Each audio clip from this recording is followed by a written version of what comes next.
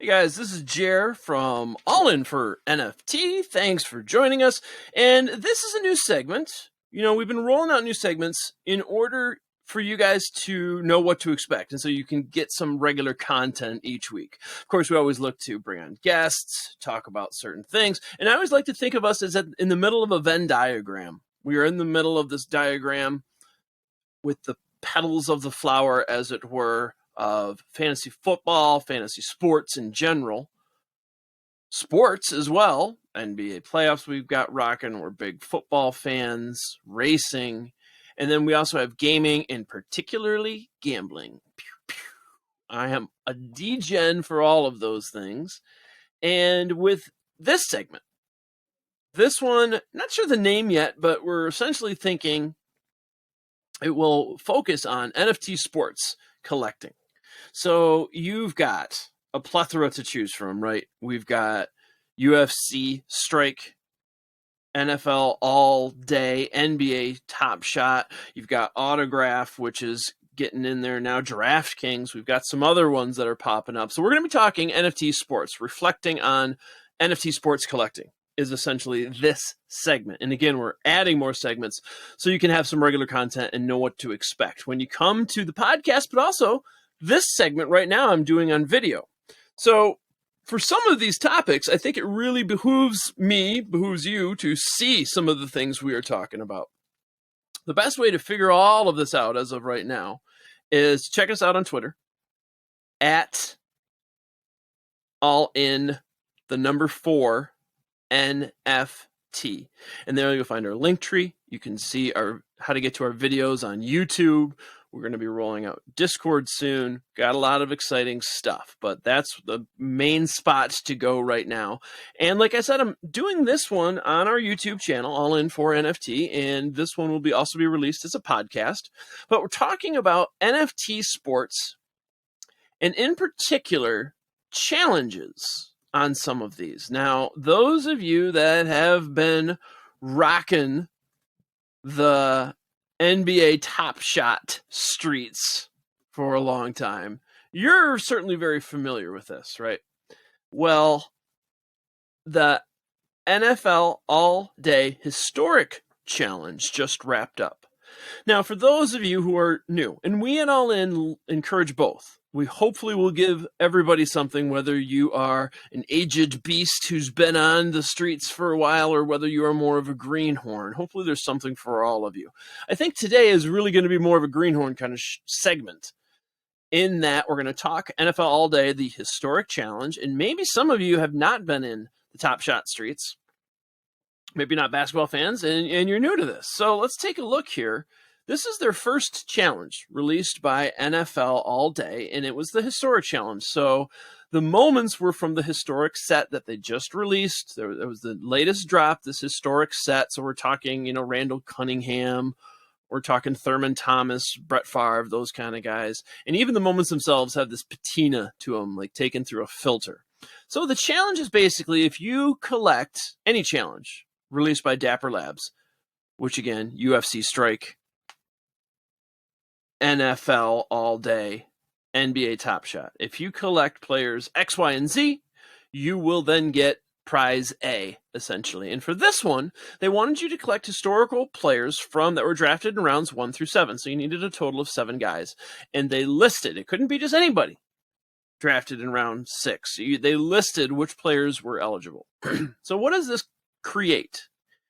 It creates a sudden demand where there wasn't one necessarily before. Now, maybe you've got a really popular player, and there was, but I've got some examples of players that weren't popular, and you can see their price skyrocket.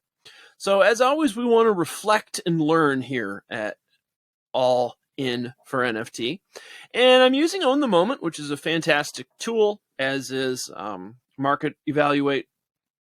But there's lots of tools out there that you could use. I'm using On the Moment now, and you can see I typed in the NFL All Day Historic Challenge, and of course it starts right at where the challenge begins. So if you were to add up, if you're listening to this, if you were to add up all of your players in the Historic Challenge, you got all 7 players, the average cost would have been roughly 200. And then it kind of went down, and then boy, May 2nd hits, because this challenge was only live for about 4 days.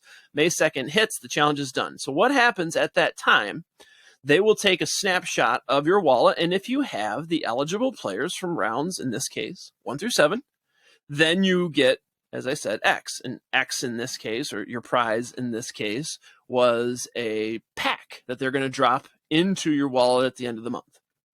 So obviously it creates a demand in players that there was no demand before, and then once that snapshot is taken, the demand falls off. So if you're watching this, you can see it is a sheer cliff.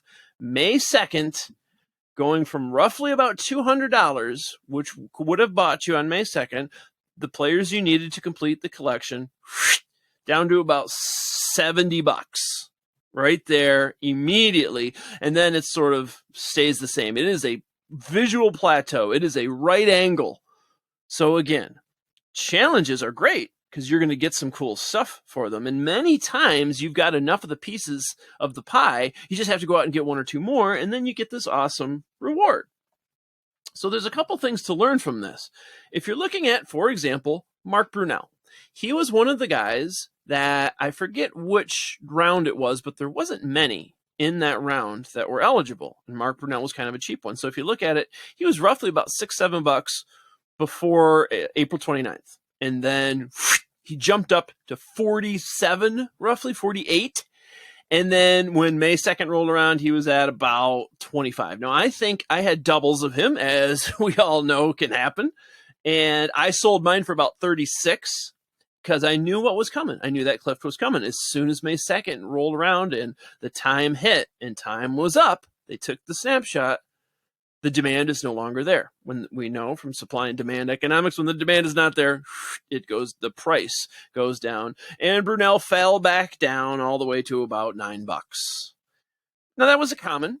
We also had a Donald Driver common. And again, Donald Driver was one of the few guys that was drafted in a specific round where they only had a few players eligible from that round. Some, like the first round, there was like a bunch of guys you could pick from.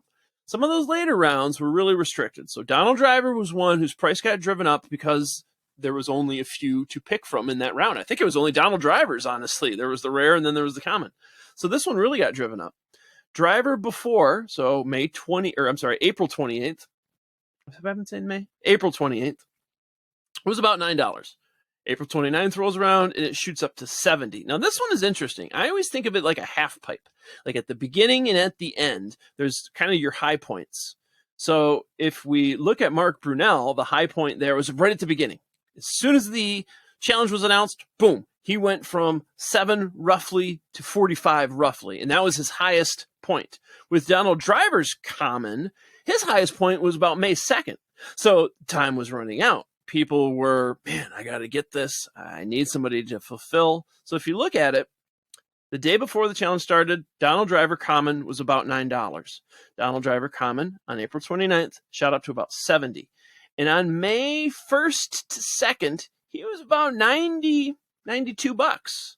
And then May 2nd rolls around, all the way back down to roughly about $12. So you got to strike while that window is hot, friends. Now, the rare is a little bit more interesting. Obviously, rares are always going to retain their value more. And April 28th, it was about probably $70. April 29th, the Donald Driver rare was going for about $150. And then it falls back down. There's that half pipe again. It falls back down and then ends at about $170 for that Donald Driver rare.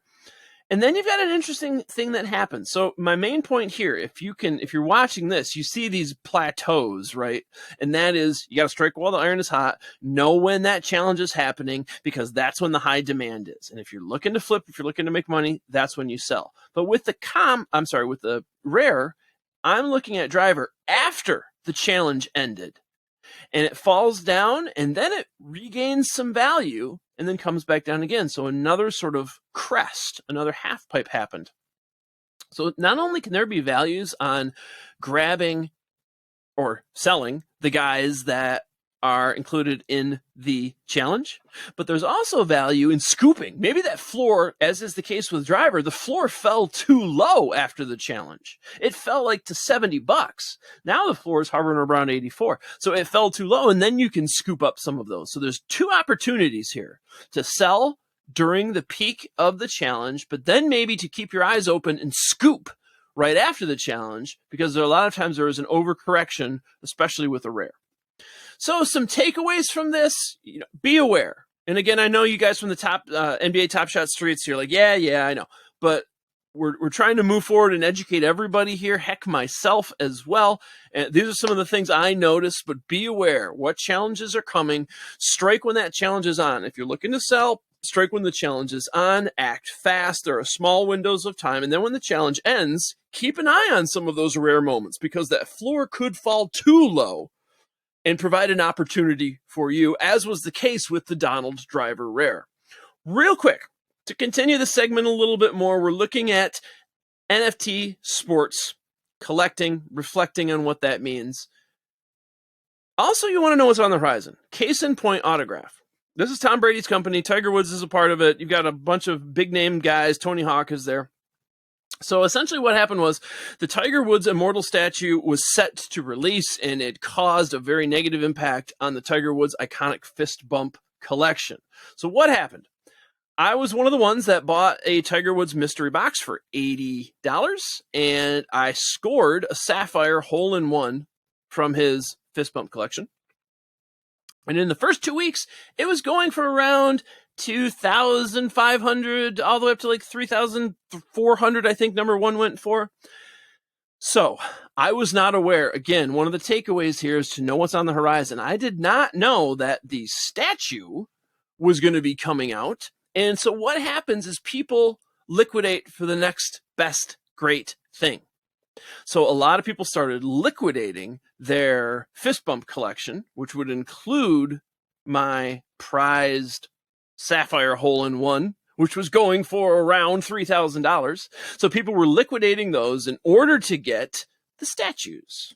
So first 2 weeks, it's about $3,000. And in one day, this was the last big sale. I went and looked this up. The last big sale, number 4 in one day, sold for $2,900. I was on my computer. I saw that. I had number 8. So I literally adjusted my price, I think down to $2,800, $2,700. A couple hours go by. Actually, 7 hours go by. I log back in, and Sapphire, I thought I was doing something wrong. Sapphire hole-in-one was now going for $800. Again, the last thing I saw was it sold for $2,900. 7 hours later, it is selling for $800. I thought, oh my gosh, what's happening? And I realized that I didn't know what was on the horizon. I didn't know people were liquidating for the next best thing, and that was the Immortal statue release. So within 7 hours, that price tumbled. The current floor, I mean, I still got, 3x roughly my investment, almost 4x, but still, it's not as good as it was. So the current floor is about $300 on the Tiger Woods iconic fist bump collection for that sapphire hole-in-one. Nonetheless, I think the takeaways here are certainly by looking at all day, you got to strike while the iron's hot, take advantage of those challenges, either by selling at the high point when demand is high during the challenge, or scooping right afterward if indeed the floor falls too low on rare. I would only be focused on rare moments there. And then, of course, know what is on the horizon. Case in point, autograph, Tiger Woods. People were liquidating for the next best thing. I did not see that announcement. I did not see that drop coming, and I was hurt because of it. So keep your eyes peeled out there, folks, as you are collecting and pumping and dumping and all those fantastic terms we have out there. Honestly, I love collecting sports. I do believe, cardboard is being replaced by these NFTs, and it's so exciting. I really am excited to see where NFL all day goes. I've been a little soured, I'd say, by the autograph experience, but hey, man, I'm still there. I'm still going to be checking it out. They've got some drops coming up. Good fodder for me to talk about on this segment.